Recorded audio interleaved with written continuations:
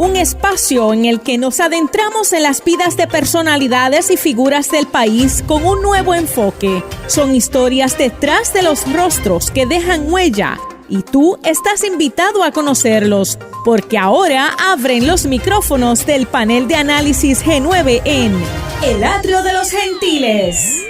Buenas tardes, bienvenidos a los micrófonos de El Atrio de los Gentiles, programa que se transmite por Católica Radio y todas las plataformas sociales de la Pontificia Universidad Católica de Puerto Rico. Hola Juan, buenas tardes. Buenas tardes Yaira y buenas tardes a todos los que nos están escuchando y viendo por todas las plataformas. Y estamos bien contentos de estar hoy aquí, martes a las 3 de la tarde. Ni te cases, ni te embarques, ni de tu familia te apartes. Aquí estamos como todos los martes disfrutando de la gente buena de Puerto Rico, esos que están haciendo patria trabajando. Así es. Y la semana pasada tuvimos una invitada muy especial. Todavía yo recuerdo esa experiencia. Sí, como si fuera ahorita, ¿verdad?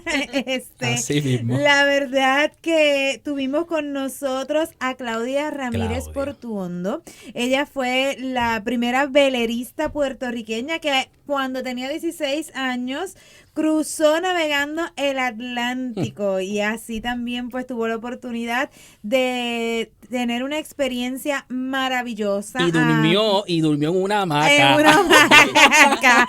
Ya recuerdo eso. Estuvo en un velero escuela en el que Qué terminó su cuarto año de escuela superior. De verdad que fue una conversación sumamente agradable. Y detrás de cada éxito que nosotros tenemos están nuestros padres. Eso sin lugar a duda. Y en la tarde de hoy nos acompañan los licenciados egresados de la Escuela de Derecho de la Pontificia Universidad Católica de Puerto Rico, Gladys Portuondo y Emanuel Vázquez. Hola, bienvenidos. Gracias. Buenas tardes, Yaira. Buenas tardes, Juan. Qué bueno estar aquí de nuevo en nuestra casita, ¿verdad? Porque la católica siempre va a ser pionera. Así es. Es cierto. Es como que regresar a un espacio bien nuestro también. Qué bueno. Qué bueno, nos alegra muchísimo que estén aquí.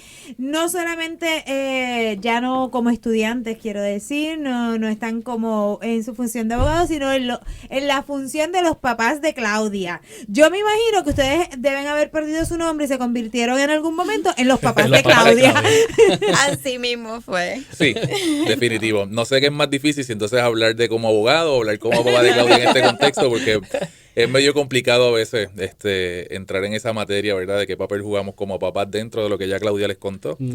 Pero es un placer igualmente dar el otro lado que ella quizás no ve como hija y como velerista, ¿verdad? En esa misión que hizo. Qué bien. Nosotros hace unos pocos días vimos la película que está en la plataforma de Netflix, True Spirit. La verdad que esa película a mí me llamó muchísimo la atención. Cuenta la historia de una joven también velerista que a sus 16 años, que coincide también con la edad que Claudia tenía cuando se fue al velero escuela, decide darle la vuelta al mundo en un velero. Estuvo aproximadamente 7 meses en ese velero y evidentemente es una historia de la vida real de Jessica Watson. Y pues sí narra las aventuras, peripecias, su preparación, los retos y los obstáculos que pasó, pero a mí me llamó la atención la figura de sus papás. Había un papá muy asustado, temeroso a lo que iba a suceder, a lo que ella se iba a enfrentar, a diferencia pues de Claudia, pues esta joven iba sola y su mamá tratando de darle entonces la confianza. ¿Quién de ustedes es cuál? Porque es que no creo que los dos hayan estado completamente en sintonía todo el tiempo. Yo creo que aquí el cómplice mayor fue papá. La aventura comenzó entre Claudia y papá. Yo estuve al margen por algunos días y no fue hasta que ellos concretaron todo el plan de cómo iban a hacer la aplicación, cómo le iban a trabajar el factor económico, trabajar con las emociones de mamá. No fue hasta ese entonces que ellos no me dijeron, mira, hay esta posibilidad, podríamos aplicar, cuando ya tenían la aplicación, ya habían hecho videos, ya habían hecho ensayos, todo. Y yo creo que yo me puse un poco histérica. Así que yo creo que papá asumió ese rol de... No es que no hayamos sido, ¿verdad?, los dos de apoyo, ni que estuviéramos allí para que ella lo hiciera, pero yo creo que papá fue más activo en esa parte y yo fui la que me encargué de hacer todas las preguntas a la institución de cómo iba a ser pues la seguridad de Claudia, ¿verdad? Estamos entregando una niña, la primera vez que ella se fue tenía 14 años, estamos entregando una niña de 14 años con un pasaporte a una organización que no sabemos, ¿verdad?, mucho de su trasfondo. Yo creo que yo me encargué de hacer ese research y papá entonces se encargó de completar con Claudia los procesos de admisión, de darle esa seguridad para que ella, pues, porque Claudia era una niña bien tímida en ese entonces, así que fue papá el que le dijo, no, tú puedes, vamos. Yo creo que así nos dividimos la carga un poquito. Yo coincido en parte, en parte y no en todo. Yo creo que más bien fue un balance de los dos, porque había momentos en los que yo también dudaba, pero quizás no lo exteriorizo tanto como Gladys. Y cuando quizás yo me podía sentir así, pues ella sacaba el lado fuerte y como que daba ese voto de confianza de lo que estábamos haciendo. Pero sí, probablemente yo hice menos preguntas y quise quizás menos provocarme ese estado de ansiedad de qué era lo peor que podía suceder. Sí, porque a veces la mente nos juega y nos traiciona, nos imaginamos el peor escenario posible. Sí. Así es. De hecho, Jessica Watson, ¿verdad? En esta película, pues se va y enfrenta unos miedos, ¿verdad? Se va para enfrentar unos miedos. Y aquí pues, vemos, ¿verdad?, lo que nos dicen los papás, aquí Gladys y Emanuel. Sí hubo, ¿verdad?, ese pequeño miedo de ver y de conocer, ¿verdad?, y de explorar a dónde va nuestra hija, ¿verdad? Pero vemos allí que eso es mar abierto, ¿verdad? Uh-huh. Y ese martes yo le decía a Claudia, qué sé yo aquí me puedo caer y me caigo aquí en la tierra, ¿no? Pero allá, ¿qué tú tienes, verdad? ¿Cómo tú enfrentas esas emociones? ¿Cómo tú enfrentas esos miedos, verdad? Y nos decía que sí había, ¿verdad?, ese apoyo tanto de sus compañeros como de la tripulación, pero más bien nos decía Yaira, y aquí a los padres, que papá y mamá fueron clave para el éxito que ella tuvo. Y no solamente en ese proceso, Claudia empieza a experimentar en el deporte de velerismo a los 10 años. Sí. ¿Cómo nace? ¿La motivaron ustedes? ¿Cómo se da esa incursión de Claudia en el velerismo? Yo creo que también fue una idea de papá. ¿Quién es que se moja los pies? Lo que pasa es que a nosotros a todos nos encanta el mar. Sí. Y lo disfrutamos en familia y siempre nos ha gustado verla como recreación. Pero yo no sé, papá, un día estábamos hablando y me dice, yo creo que los nenes deberían de aprender a navegar. Vivimos en una isla, así como todo el mundo debería de en algún momento aprender a nadar, ¿verdad? Porque estamos rodeados de cuerpos de agua constantemente. Yo pienso que los nenes deberían de aprender a navegar. Y yo, bueno, pues, ¿y qué se te ocurre? Y me dice, pues en el náutico dando clases de vela, vamos a ponerlo allí. Y él fue con Claudia, la matriculó en las clases de vela y ahí comenzó la aventura de Claudia. Al principio yo no iba, yo creo que yo era la mamá histérica, me daba miedo verla solita en un bote, manejándose ella contra el viento, la ola, un coach que aunque sí está allí, pero en el momento en el que ella está en el bote, ella con su bote. Uh-huh. Así que era papá el que iba todas las tardes y la esperaba en la orilla y me dejaba saber que Claudia estaba bien, que no había pasado nada. Y yo creo que ahí fue que surgió el amor de Claudia, ¿verdad? Por la vela y por todo lo que es el deporte de la vela. Nadie navegaba vela en casa. Entonces cojo a Claudia de excusa para yo también navegar. Sí, nadie navegaba. Yo creo que ha sido esa idea también de... yo tengo como que una idea bastante global de la sociedad y de verme como puertorriqueño igualmente. He querido como que inculcarle eso a mis hijos y siempre me he cuestionado esa falta de cultura marítima en Puerto Rico y de nosotros conectarnos con otras islas del Caribe. Y creo que era una de las cosas que siempre tuve como meta de yo proveerle a mis hijos como que esa superar ese límite de movimiento y tener una concepción un poco más amplia de nosotros como puertorriqueños, más bien como antillanos y que tengan esa capacidad. Y yo creo que con el transcurso del tiempo lo hicimos y logramos ir a regatas en San Tomás y entonces Claudia pudo desplazarse por el Caribe en la embarcación que ella les contó. Y yo creo que superó un poco las expectativas, pues terminó cruzando el Atlántico, algo que jamás planificamos. Pero yo creo que fue eso. Fue como que aunque nunca lo hablamos, quizás fue una meta como papá o una visión como familia. Así hablando un día, pues yo le dije al chiquito, pues tú vas a aprender a volar y manejar un avión, porque yo no sé. Y pues a la del medio le dije bromeando, y tú vas a aprender a correr caballo. Y en efecto, pues... le facilitamos las clases de equitación y le encantó. Y yo creo que ha sido como que esa idea de buscar ampliarle a ellos esa conciencia de quiénes son, dónde están y qué pueden aportar como seres individuales. Y eso ha sido, yo creo que lo que hay detrás de toda esta idea, más que de simplemente montarse en un bote y navegarlo, saber lo que son capaces de hacer. Y ahí es clave, el saber quiénes son y lo que son capaces de hacer, que como padres conocen a sus hijos y buscan actividades extracurriculares que también van de acuerdo a sus intereses, porque yo no creo que caigan de la nada. Sí, definitivo. Sí, y muy diferente también, ¿verdad? Como que salen de la norma, ¿verdad? Porque aquí pues se ve como que normal de que se apunten a las clases de baloncesto, de pelota, ¿verdad? De lo que vemos regularmente aquí en Puerto Rico, pero navegar, equitación, ¿verdad? Oye, y hay buenos deportistas en Puerto Rico en esas disciplinas, y quizás es porque son deportes que no están tanto en el spot. Correcto. Pero un Quique Figueroa que ha tenido la oportunidad de resaltar en el deporte de la vela en unas olimpiadas. Gretchen también ha sido una deportista de la vela que siempre ha obtenido buenas posiciones en las distintas competencias. Es que como tú dices, Emanuel, nos falta desarrollar la cultura marítima. Exacto. Yo pienso que sí, que es un choque con la realidad de que vivimos en una isla, estamos rodeados de playa, pero las vemos como recreacional o como surfing.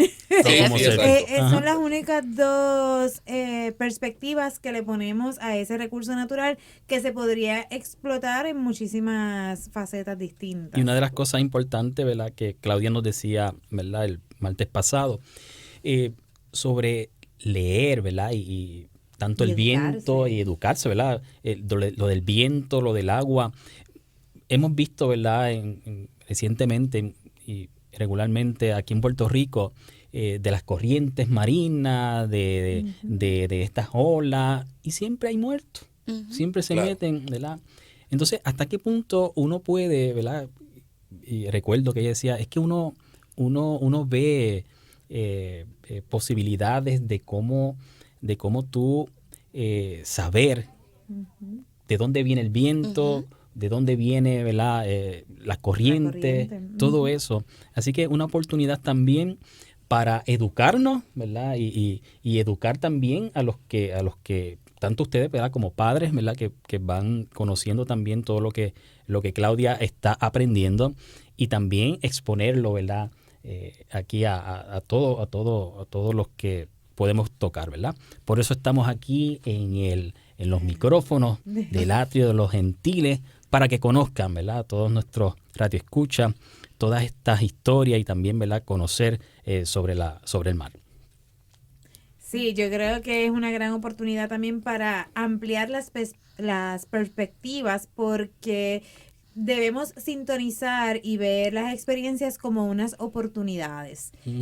Como oportunidades. Claudia abrió también ese espacio para jóvenes puertorriqueños y que pudieran vivir la misma experiencia que ella vivió entonces en el velero escuela.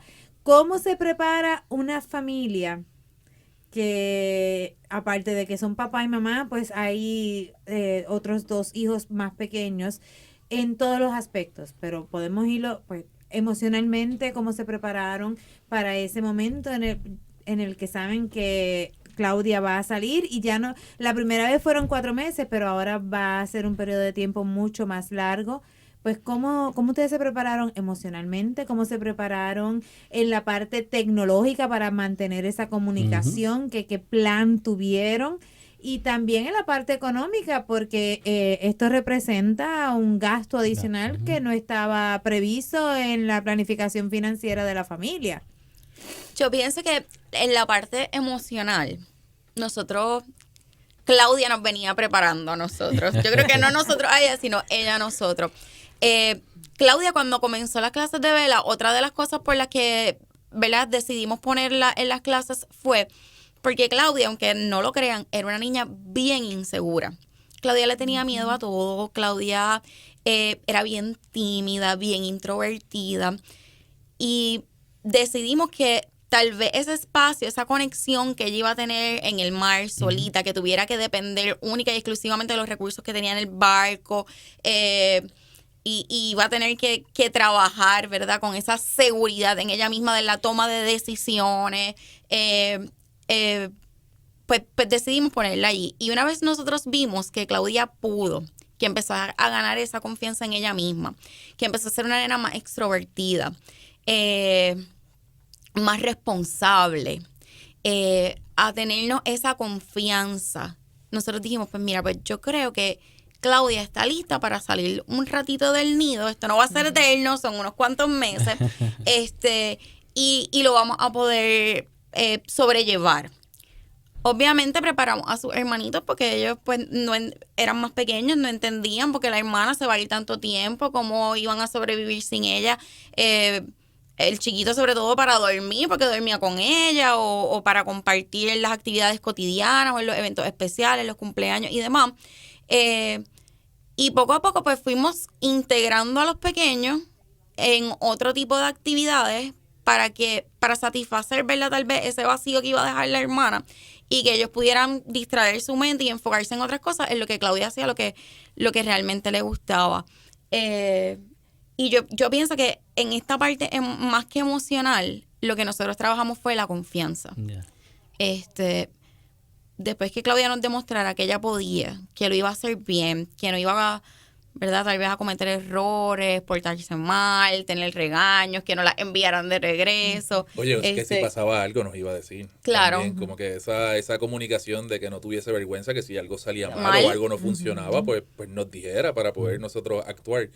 Y yo creo que hasta en ese punto sí logramos identificar que ella podía realizarlo. Claro.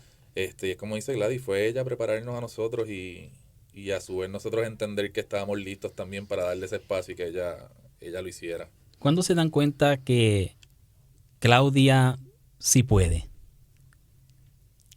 Yo creo que en el momento en el que ella dijo, Emanuel le propuso, mira, esta oportunidad, ¿qué tú crees? Y ella no lo dudó. Ella dijo, yo quiero hacerlo. No tengo la edad, pero yo voy a hacerlo. Yo me voy a atrever. ¿Y qué puede pasar? Que me digan que no, pues aplico para un próximo año. Y ahí yo dije, yo creo que Claudia, o sea, está enfocada en lo que quiere. Y yo creo que yo creo que justo desde ese momento, no sé si antes tú lo habías notado, pero para ella aplicar, ella tenía que hacer un ensayo de la razón por la cual ella la debían admitir. Básicamente ese era el tema central del ensayo. Y realmente era para recibir una beca de hacer ese tramo saliendo de San Martín hacia Jamaica, Bahamas, y Bahamas iba al puerto de Nueva York. Finalmente terminó en Bermudas en vez de Nueva York. Pero cuando yo vi el tema del ensayo y la idea que ella tenía y el borrador que realizó, Claudia escribió sobre cómo ella veía esto un reto como mujer, cómo ella estaba desarrollándose en una disciplina de vela, donde sus compañeros de navegación en el equipo de Ponce eran todos niños, todos varones. Ella era una de las pocas nenas en el deporte de la vela. La única que estaba en el club de Ponce. Sí, era la única niña en el club de Ponce. Cuando íbamos a las regatas, pues ahí ella sí veía otras nenas en otros clubes, como en el Club Náutico de San Juan o en la Escuela de Vela de Boquerón. Podía interactuar con otras nenas. Pero en su club, Ponce era la única niña en ese club. Y para ella fue ese reto de yo verme como mujer dentro de esta disciplina. De hecho, en el deporte de la vela, cuando hay regata, es una competencia overall. No hay distinción entre femenino y masculino. Todos compiten entre sí. Y pues está también esa visualización de cómo ellos se desempeñan. Así que para mí, ¿verdad? Que ella tuviese también esa conciencia como mujer y lo que quería lograr con esto, pues me chocó. Y yo dije, sí, yo creo que hasta algo que yo no había pensado en ese momento, valía mucho que le diéramos la oportunidad. Después empezamos a buscar y el barco resulta ser que fue el primer barco que había permitido, el primer buque escuela internacional que había permitido el entrenamiento de mujeres dentro de una embarcación. Así que eso fue lo que hizo que ellos eligieran a Claudia, aun cuando tenía 14 años, porque a pesar de que nosotros no sabíamos ese dato, la importancia que tenían para ellos darle la oportunidad a Claudia de recibir la beca y poder entrar a la embarcación. Así que ese fue como que el key que me dijo a mí, ella está ready. Y nosotros hemos resaltado de que ella estuvo en el velero a los 16 años, pero esa primera experiencia fue entonces a los 14. Eso quiere decir que ese ensayo ella lo escribió siendo una preadolescente. Ahí o entrando en su primer o segundo año en la adolescencia, que vamos a hablar honestamente, era una niña. Y demostrar ese grado de madurez a esa edad y de conciencia de lo que quería y de cómo iba a conseguirlo, pues entonces es genuinamente admirable. Sí, yo entiendo que es la madurez que tuvo para lidiar a lo mejor con algo de sus emociones, pero para demostrar, ¿verdad? A esa edad de 14 años, demostrar que sí, soy una niña, deme la oportunidad. Sí, definitivo. Y resaltar, porque no es que haya sido la primera puertorriqueña en montarse en el barco, es que ha sido la tripulante más pequeña en montarse en el barco desde el 1927. Anda. O sea que ha tenido 2 logros bien significativos. Estamos súper orgullosos de eso. Definitivamente. Sí, yo creo que eso fue lo que abrió la puerta a que ellos también, ¿verdad? Como institución académica, regresaran a Puerto Rico, miraran a Puerto Rico, buscaran otros tripulantes como está sucediendo ahora mismo y como va a suceder el año que viene. Así que yo espero que esa huellita que dejó ella por allí, pues, siga replicándose y que estos otros tripulantes después de ella, pues, también convenzan que no era un asunto extraordinario de Claudia como niña, sino que cualquier puertorriqueño, pues, tiene la capacidad de aportar como ella lo hizo, independientemente sea mujer o sea varón, que vean ese potencial en nosotros como puertorriqueños y esa cultura de navegantes que está allí escondidita, pero los pocos que se preparan pues tienen ese talento. En el próximo segmento vamos a conocer un poco sobre su experiencia, ¿verdad? Cuando Claudia estuvo allí en el mar, sobre los obstáculos ¿verdad? Que tuvieron, o obstáculos que ella tuvo en esa navegación, y vamos a conocer un poco más, ¿verdad? De lo que es ese apoyo, ¿verdad? De estos padres hacia Claudia. Así que regresamos en breve. Historias de Gentiles, la voz del Atrio de los Gentiles. Mesa redonda, el Atrio de los Gentiles. Y regresamos al programa El Atrio de los Gentiles, y hoy estamos conversando, Yaira, qué emoción, ¿verdad? Porque el martes pasado tuvimos a la hija, ¿verdad? Claudia, y hoy tenemos a los padres, Gladys y Emanuel. Y nos fuimos antes de la pausa, ¿verdad? Para preguntarles también sobre esa experiencia, ¿verdad? Cuéntenos un poco. Ya Claudia está en el mar, ¿verdad? ¿Cómo se comunican con ella? Eso mismo, ¿cómo, ¿verdad? ¿Cómo saben que ella está porque bien? Porque aquí tenemos, ¿verdad? El teléfono, eso que vamos a ver. Difícil, es la parte más complicada. Ajá. No hay internet en el mar. La embarcación sí tiene internet, pero no es para compartirla con toda la matrícula de estudiantes. Sí. Le quitan los teléfonos. Por seguridad. Para que no se distraigan. Okay. El barco tiene un GPS y todo el mundo tiene acceso a la ubicación exacta del barco en ese momento y podemos saber a la velocidad a la que está navegando, el rumbo en el que va. Yo hubiese vivido pegada ahí. Ay, esa aplicación, esperando. Así nos levantábamos, desayunábamos, almorzábamos, cenábamos, dormíamos. Sí. Porque mira, en la película, ¿verdad? True Spirit, ellos tenían hasta un mapa, ¿verdad? El mapa, y sí, ellos marcando colocaban por como dónde ella Claro, un iba. barquito claro. marcando. ¿Qué hacían Sí, ustedes? eso mismo es lo que yo creo que el sentimiento que genera, ¿verdad? O quizás de la manera en la que uno se puede sentir conectado con ella, aunque realmente no lo está. Ujú. Pero había ocasiones en las que se acercaban a tierra, si iban por alguna ruta que tuviera, ¿verdad? Alguna cercanía con algún país, y si recibían recepción de señal, pues entre ellos se lo dejaban saber y ellos empezaban a comunicarse con los familiares, quizás un mensaje de texto, Ok. una llamada.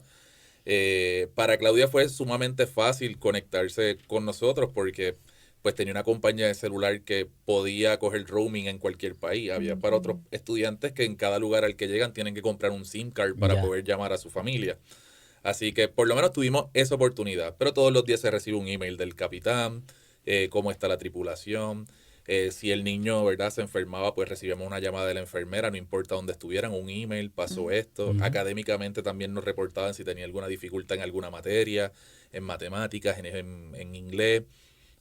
Nos preguntaban que qué unidad o área específica estarían estudiando en Puerto Rico, ¿verdad?, a su grado. Así que yo creo que Ok. la comunicación era bastante dentro de las circunstancias y eso nos hace sentir bastante cómodos también a nosotros. ¿Y cuán regularmente escuchaban la voz de Claudia? Cada vez que llegaban a un puerto. Así que eso variaba. Era impredecible. Había veces, sí, que podíamos estar 12, 13 días esperando esa llamada. Había veces que eran 4 o 5 días, dependiendo, ¿verdad?, en la distancia entre puerto y puerto. Y eso era como cuando uno se enamora, que tú estás esperando esa llamada, que te entre esa llamada. Sí. Era como esas maripositas, esa ansiedad. Y una vez entraba la llamada, deteníamos todo para entonces poder hablar con ella.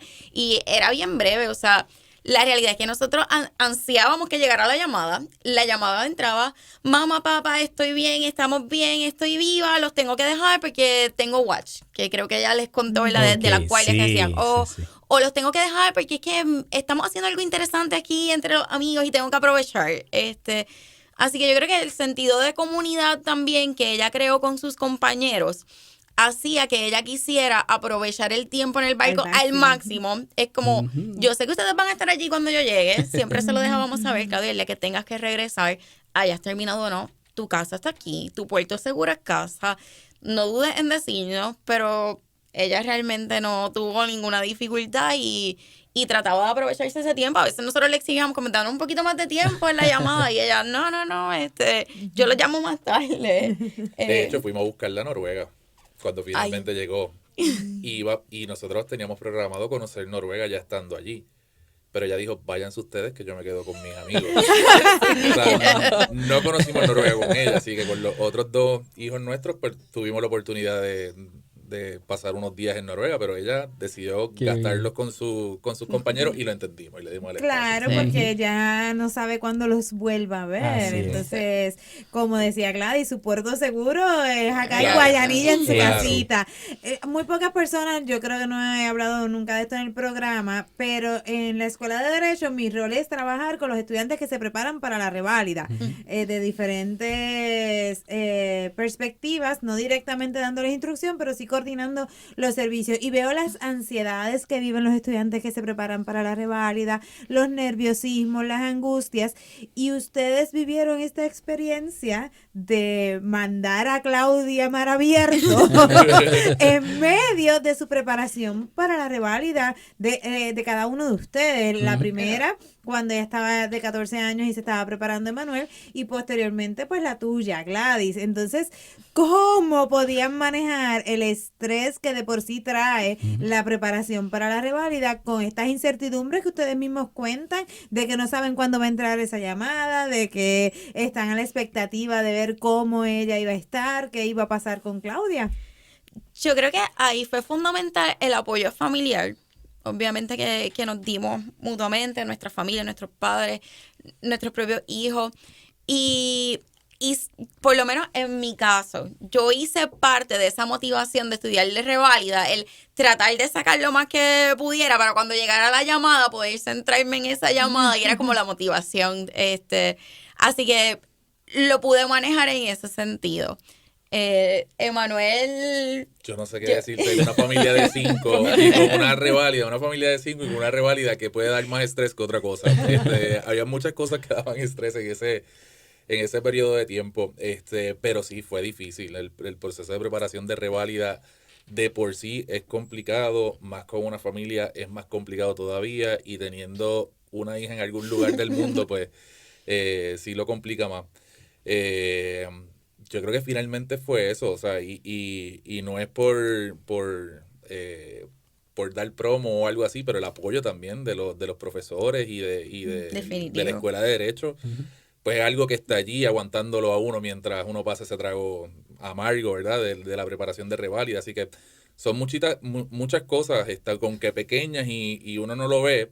Ahora que pasamos ya todo eso y que yo estoy viendo otros papás ahora mismo, los papás de Gianfranco, que es el niño que está, yo veo la emoción de ellos cuando comparten el Facebook que el nene se comunicó, o cómo están pasando una fiesta familiar en la que hace falta ese componente de la familia. Y ahora es que yo me doy cuenta realmente de cómo superamos esa etapa, pero yo creo que fue una... Sí, el fragor del momento sí, deja exacto, que uno lo reflexione, eso es cierto, pero en retrospección entonces se puede evaluar todo lo que contribuyó a alcanzar el logro, porque no es un logro individual de Claudia, es un logro colectivo, y a esas presiones se suma la económica, porque son estudiantes de derecho que se están preparando para la reválida, que después de eso llegan los resultados y todavía tienen que esperar 3 meses para juramentar. ¿Cómo se maneja ese factor económico con este gasto que, pues, aunque ella también tuvo una beca, pero representa unos gastos? En algo tan sencillo como el proveerle un celular que tenga roaming a donde quiera que vaya. Sí. Yo siempre hemos trabajado mientras hemos estudiado, y siempre hemos dado la milla extra. Yo creo que no estábamos preparados económicamente, pero también hay que reconocer que ambos abuelos estuvieron allí económicamente para darnos el support que quizás a nosotros en algún momento dado nos faltó. Hay que reconocerlo en ese esfuerzo familiar. Quizás nos enfocamos mucho en lo que somos nosotros como papá y mamá, pero los abuelos aportaron un montón y los tíos igualmente, sí. Fue una misión. Pero sí, yo creo que la preparación financiera más seria que hemos hecho fue precisamente organizarnos para acompañar a Claudia en su graduación de 4º año en Noruega.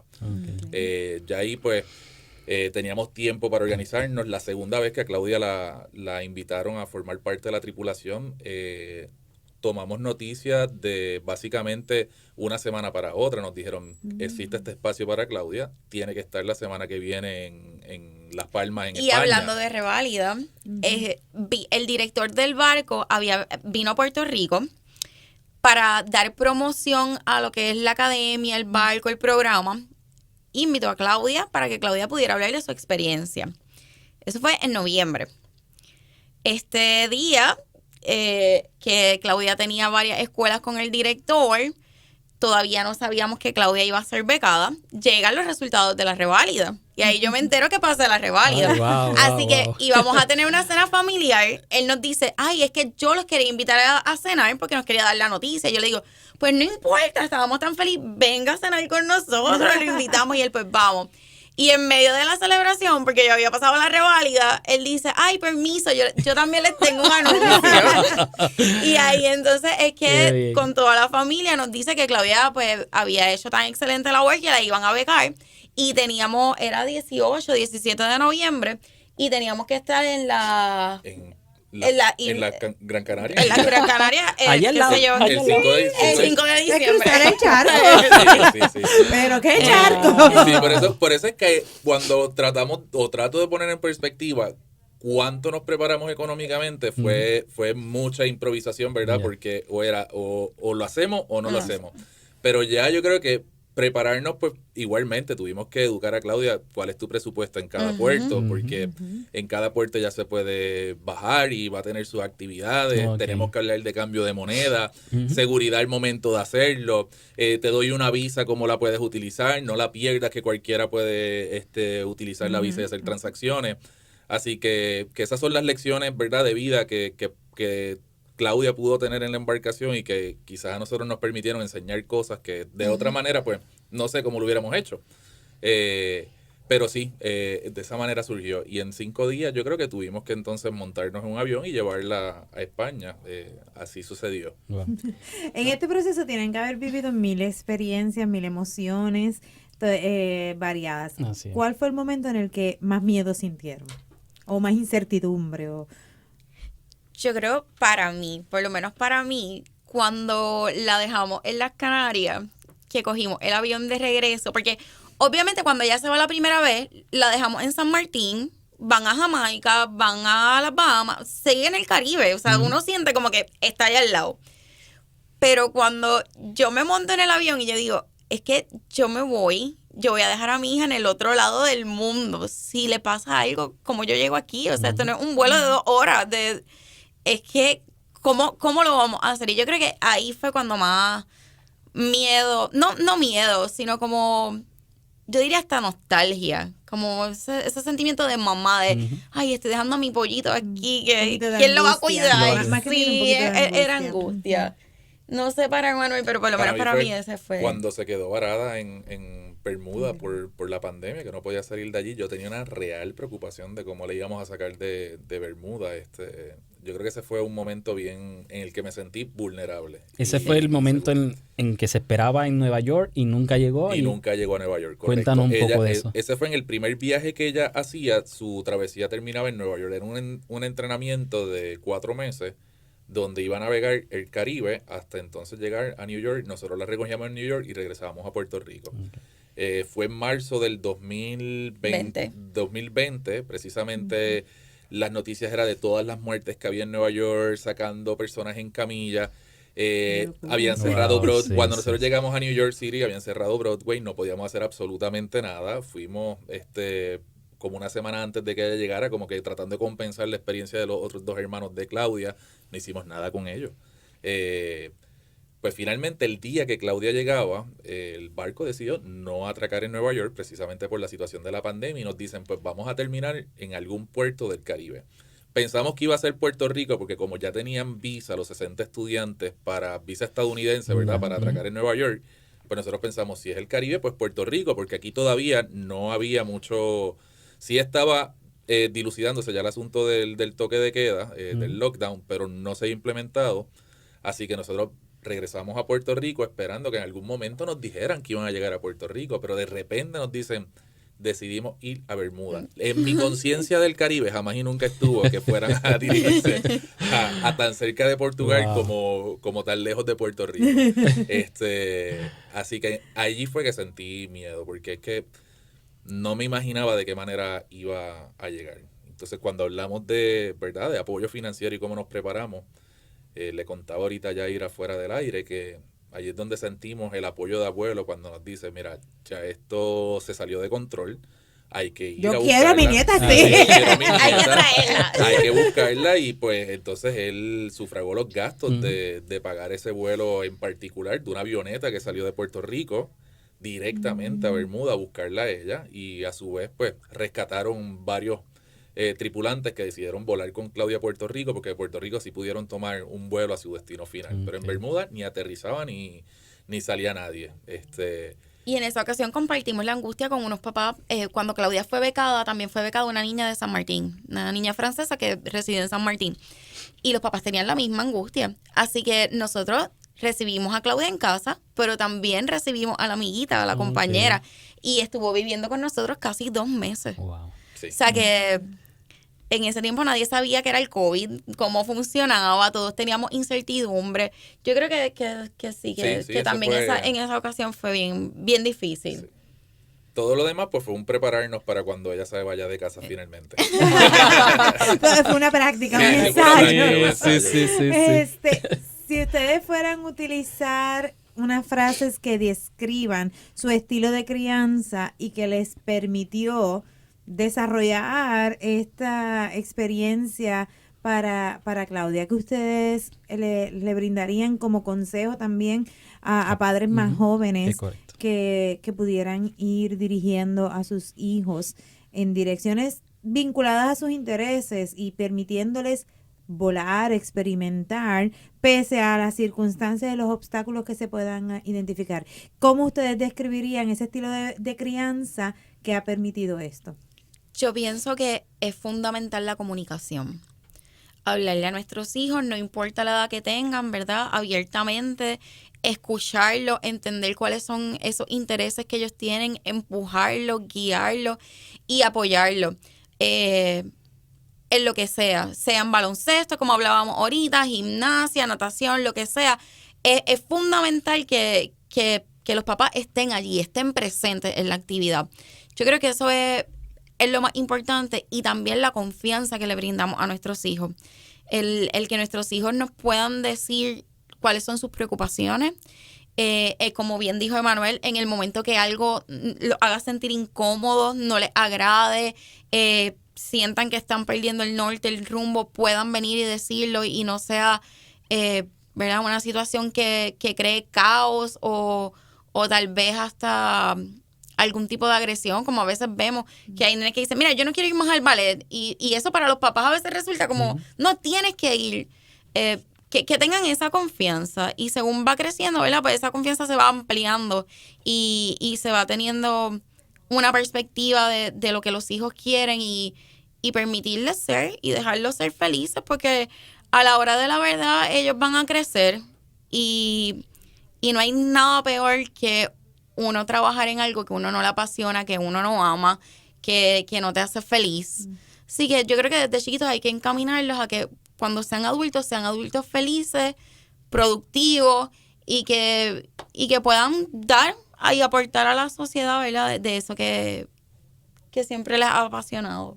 Yo comparto eso también. Mi mamá me dejó ser, y aun cuando ella no estuviera de acuerdo en muchas de las decisiones que yo tomé, ni me hizo sentir juzgado en casa, sí siempre me dio su consejo, nunca faltó, pero siempre me apoyó, independientemente le gustara, ¿verdad?